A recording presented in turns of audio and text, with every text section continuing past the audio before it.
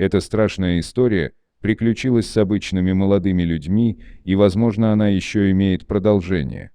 Обычным днем обычный парень Валера привел свою обычную девушку Лену знакомить со своей обычной на вид матерью.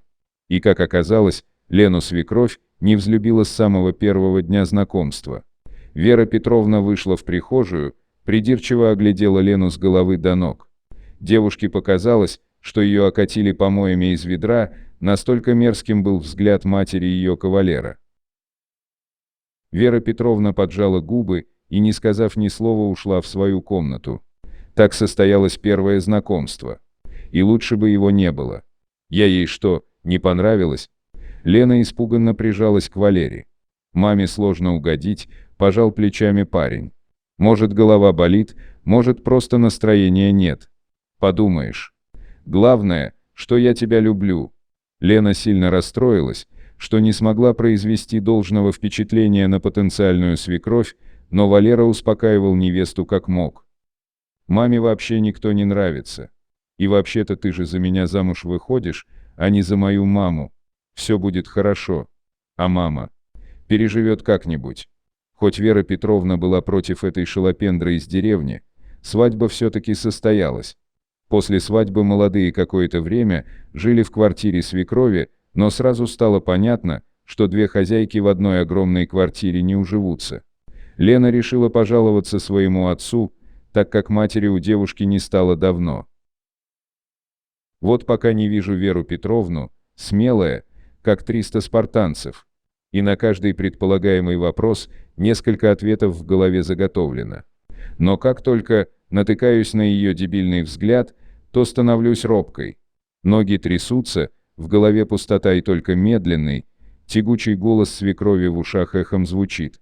Она говорит, ругается тихо, будто змея шипит, но каждое слово как хлыстом бьет, оставляя раны. А я молчу, дрожу осиновым листом и губы сводит судорога, ни слова вымолвить не могу. Отец взял и приехал в гости, посмотреть на житье-бытие дочери. «Ой, доченька», – прошептал отец Лены, глядя, как захлопнула за собой дверь в комнату ее свекровь, «не надо тебе жить в одной квартире с этой дурой. Смотри, глаза какие, бездонно пустые. Змея да и только. Поговори сегодня с мужем, и я ему кое-что объясню. Собирайте вещи и уходите на съемную квартиру, я помогу с оплатой». Отец после поездки подумал, поговорил с родственниками, те помогли. Купили в складчину молодым небольшую квартиру в другом районе, подальше от свати. Молодые стали жить отдельно. Но каждый божий день мать, не смирившаяся с выбором сына, донимала молодых. «Зачем ты женился?» – звонила она сыну. «Она тебе не пара. Деревенщина тупая, ни дать, ни взять не может. Ладно бы по залету женился, я еще бы поняла. И то предпочла бы договориться с девушкой и откупиться деньгами. Какую любовь ты выдумал? Охмурила тебя девка, а ты и рад. Разводись с этой-то глупой деревенской девкой, пока не поздно. От нее детей заводить, только породу портить. Ты же у меня настоящий пудель, а не дворняга». Валера знал, что спорить с матерью бесполезно. Молча слушал ее тираду и клал трубку. Вроде бы взрослый парень, умный, начитанный, под началом его целая бригада работает, а с матерью разговаривать на равных не получалось. Продумывал заранее весь диалог, все ответы на ее претензии, а когда дело доходило и как только на взгляд ее прожигающий натыкался или голос ее в телефонной трубке слышал, так и ничего и вымолвить не мог, будто кролик перед удавом. Вскоре у молодых родилась девочка. Назвали ее Ирочкой. Свекровь на какое-то время исчезла из поля зрения. Не звонила и не приходила в гости.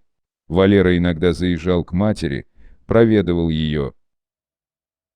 Вера Петровна даже не интересовалась внучкой, никаких подарков, поздравлений с рождением девочки. Будто и нет никакой внучки. Лена часто находила у порога квартиры то иголки ржавые, то землю рассыпанную, то гвозди кованые, обмотанные нитками с перьями. А так как она девка деревенская, то быстро смекнула, кому это спокойно не живется. Утилизировала находки каждый раз, как умела, с правильным словом возвратным. Как только Лена убирала ссор от дверей, свекровь попадала в больницу. Давление скакать начало, с желудком проблемы выявились, ноги отекать стали, по женской части обострения. Лена вздохнула с облегчением, когда в течение нескольких месяцев не нашла привычных подарков у дверей своей квартиры. Угомонилась свекровь, похоже. Так прошло 5 лет. В один из дней Вера Петровна внезапно появилась на пороге квартиры детей. Посвежевшая, похорошевшая, отдохнувшая, рассказала, что нашла врача хорошего, на ноги ее поставил. Только взгляд оставался таким же дурацким и пронизывающим насквозь. «Я была не права. Хочу с вами помириться. Внучку не видела давно, вон какая красавица выросла. Отпустите девочку ко мне с ночевкой. Мы посидим, сказки почитаем, в куклы поиграем. Глядишь, она ко мне привыкнет, я с ней общий язык найду. Чего нам в ссоре жить, родные ведь люди. Она вас не знает, как я отпущу девочку, да еще с ночевкой», — возразила Лена. Но Валера отвел ее в сторону и прошептал: «Ты что? Худой мир лучше доброй ссоры». Я могу только представить, как маме было трудно произнести такие слова. Она хочет помириться с нами, зачем нам эта война? Ничего плохого ребенку она не сделает. Всего одна ночь. Что может случиться? И Лена сдалась и собрала дочь. Проводили с мужем, бабушку и внучку до самого дома бабушки. Ранним утром Вера Петровна появилась на пороге, втолкнула девочку и заявила: «Я не знаю, как вы ее воспитываете, но это что-то невозможное». Она вопила полночи, не давала спать ни мне, ни соседям. Предполагала же, что ничего хорошего из этой затеи не выйдет, так и получилось. Развернулась и ушла. Лена прижала к себе дочь, успокоила ее, умыла, набрала воды в ванну и искупала Ирочку. После купания начала сушить ее волосы и расчесывать, и замерла. Пряди волос, сантиметров 15 у девочки кто-то выстриг. Бабушка взяла большие старые ножницы, сказала: «Девочка», отстригла волосы, шептала, что там запутался кто-то. «А куда она волосы твои дела?» — с ужасом спросила Лена. «Убрала в старую книгу», — ответила девочка.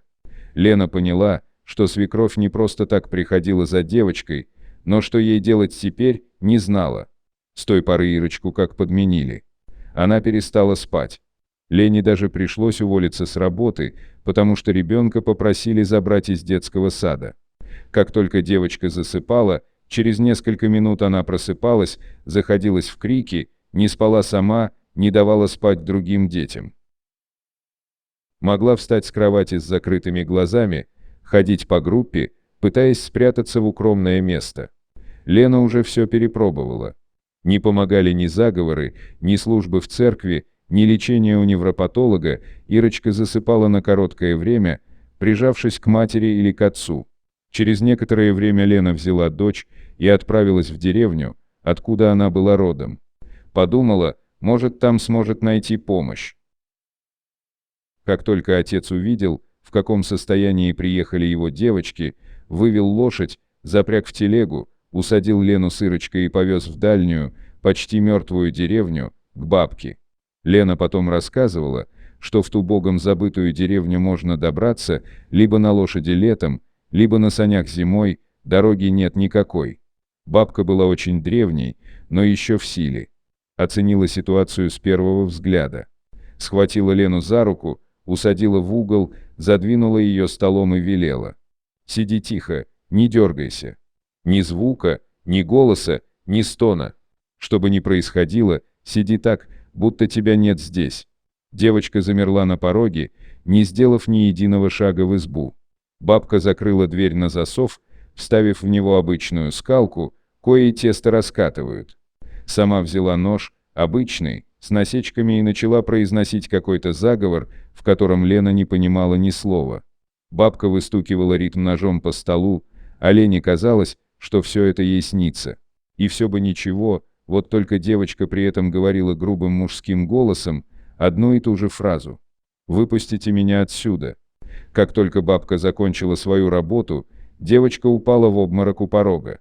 А потом пришла в себя и сказала обычным голосом: «Мам, Я пить хочу. Бабка дала с собой наговоренной воды, велела пить девочке и маме и объяснила, что Ирочке нельзя общаться с бабушкой.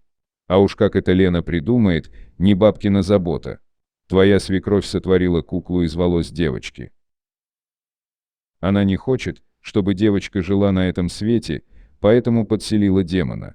Считает, что если ребенка не станет, то ее сын разведется с тобой. Лена вернулась домой, поговорила с мужем. Все общение с мамой на нейтральной территории, в дом не пускать. Сон у Ирочки нормализовался, нервная система пришла в порядок. И тут опять беда пришла. Ирочке исполнилось 8 лет, и, как оказалось, свекровь снова появилась на горизонте. Однажды Лена проснулась ночью от странного ощущения, будто на нее кто-то смотрит. А возле постели стоит ее дочь. Глаза девочки открыты, взгляд в никуда, пустой. В руках девочки широко раскрытые ножницы, которыми она мерно клацала, словно что-то стригла. Лена спрятала в доме все колюще-режущие предметы. В телефоне Ирочки, подарок на день рождения, обнаружила незнакомый номер. Выяснилось, что это новый номер телефона свекрови. Звонила накануне несколько раз, под вечер. Лена собралась в дорогу, снова собралась ехать в деревню. Решила спросить у бабки, нельзя ли как-то так нейтрализовать свекровь, чтобы она отстала раз и навсегда. Через 2 недели Лена вернулась побледневшая, высохшая и начала рассказывать, что ей сказала бабка и что нужно сделать в первую очередь. На этом пока все. Но это еще не конец. Продолжение этой истории смотрите только на нашем канале Истории жизни.